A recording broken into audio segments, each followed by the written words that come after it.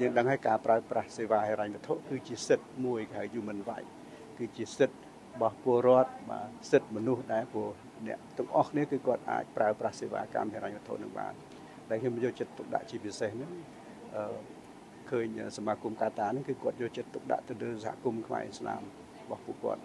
បាទយកចិត្តទុកដាក់ហ្នឹងគឺថាចង់ឲ្យពួកគាត់នឹងបានប្រើប្រាស់សេវាហិរញ្ញវត្ថុរបស់ធនាគារនេះស្របទៅតាមគោលការណ៍អ៊ីស្រាអែលគោលការណ៍របស់អ៊ីស្លាមតែម្ដងហើយខ្ញុំបានពិនិត្យមើលថាគោលការណ៍នេះគឺត្រូវជាមួយនឹងគោលការណ៍ច្បាប់នៃធនាគារជាតិនិងហិរញ្ញវត្ថុនៃកម្ពុជាដែរដែលអនុញ្ញាតឲ្យពលរដ្ឋបាទគ្រប់មជ្ឈដ្ឋានទាំងអស់ហើយចំពោះខ្ញុំប្រើថាពលរដ្ឋគ្រប់សហគមន៍ជាតិទាំងអស់ប្រើប្រាស់សេវានេះដែលបានទទួលអត្ថប្រយោជន៍ពិសេសនេះគឺគាំពារគឺការពារសុវត្ថិភាពនៃមូលនិធិរបស់គាត់នៅជាមួយយើងដែលយើងនេះគឺជាបេសកកម្មសំខាន់របស់ធនាគារទុកដាក់ដោយមានសុវត្ថិភាពខ្ពស់ហើយគាត់អាចប្រើប្រាស់ទៅតាម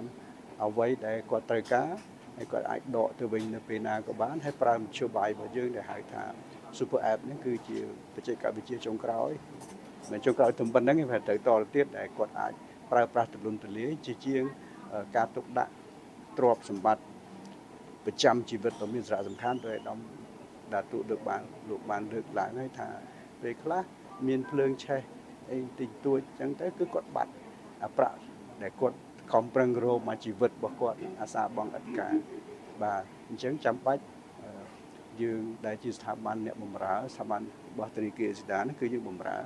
គឺយើងបើកឱកាសដើម្បីគាត់ប្រើប្រាស់ហើយសួរថាអត្ថប្រយោជន៍អីអត្ថប្រយោជន៍គឺយើងបានបម្រើដែរហើយយើងប្រើមូលនិធិដែលគាត់ទុកដាក់នៅជាមួយយើងនោះទៅតាមបង្គាប់របស់គាត់ឥឡូវបង្គាប់របស់គាត់នេះគឺតាមគោលការណ៍អ៊ីស្លាមបានចែងច្បាស់ថាមូលនិធិនេះគឺដាក់ដោយក្នុងគម្រោងថាលុយខ្ញុំស្អាតលុយខ្ញុំស្អាតមិនមែនបាយថាលាងលុយខ្ញុំស្អាតគឺទៅតាមគោលការណ៍របស់អ៊ីស្លាមប្រើពាក្យថា riba clearance purification នេះគឺថាធ្វើឲ្យស្អាតតាមគោលការណ៍ច្បាប់អ៊ីស្លាមដែលអង្គការ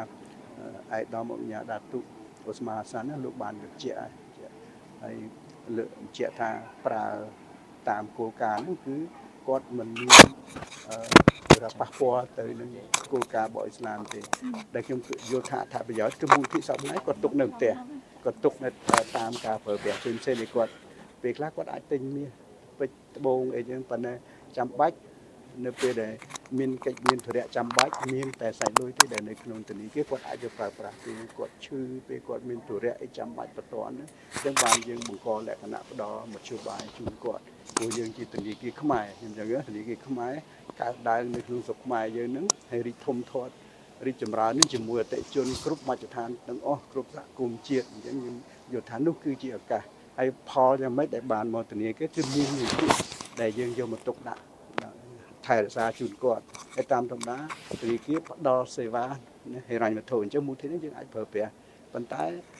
ការប្រាក់ដែលយើងហៅថាតាមលុយខ្ញុំស្អាតហ្នឹងគឺបញ្ចូលទៅក្នុងគណនីរបស់កាតាយកទៅអភិវឌ្ឍសហគមន៍របស់គាត់ទៅតាមសេចក្តីត្រូវការរបស់កាតារបស់អ្វីដែលម្ចាស់មូលនិធិនេះគាត់រួមគ្នាថាមូលនិធិយកទៅប្រើប្រាស់ក្នុងផលប្រយោជន៍សហគមន៍អ៊ីស្លាមនោះឯងបាទខ្ញុំឃើញថានេះមានសារៈសំខាន់ក្រៃលែងបាទសម្រាប់សហគមន៍អ៊ីស្លាមក៏ដូចជាធនាគារអេស៊ីដាធនាគារគ្រាន់តែទុកដាក់មូលនិធិនឹងឲ្យគង់វង្សទេគាត់ត្រូវការយកពេលណាយកទៅពេលនោះ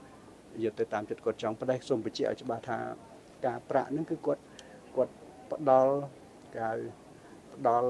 ការអនុញ្ញាតជាមុនបាទគាត់អនុញ្ញាតជាមុនគាត់ថាការប្រាក់ហ្នឹងគឺគាត់បង្វែរទៅឲ្យកាតាណាដើម្បីឲ្យកាតាយកទៅប្រើប្រាស់ទៅតាមសេចក្តីត្រូវការរបស់សហគមន៍គាត់បាទនេះដែលខ្ញុំចង់បញ្ជាក់ឡើង